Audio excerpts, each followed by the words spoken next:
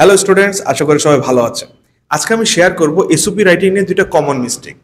First of all, dull introduction.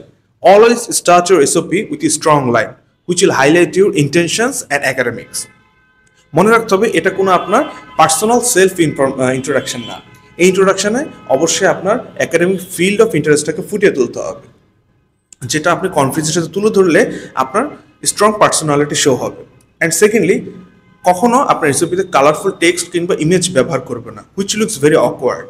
আপনার রেসিপিটা হবে ফুললি ব্ল্যাক কালারের, অর্থাৎ ফন্টের কালারটা থাকবে ব্ল্যাক এবং ফন্টের সাইজ থাকবে হচ্ছে 12 পয়েন্ট। পাশাপাশি আপনাকে মনে রাখতে হবে এই এসওপিটা আপনাকে 800 থেকে 1000 ওয়ার্ডের মধ্যে শেষ করতে হবে। সো মোটামুটি 2 পেজ লিখলে আপনার এসওপিটা কিন্তু শেষ হয়ে যাবে। সো স্টুডেন্টস, এই ধরনের গুরুত্বপূর্ণ এবং শর্ট টিপস পেতে অপটিমাস গ্লোবাল বাংলাদেশের পাশেই থাকুন। ধন্যবাদ।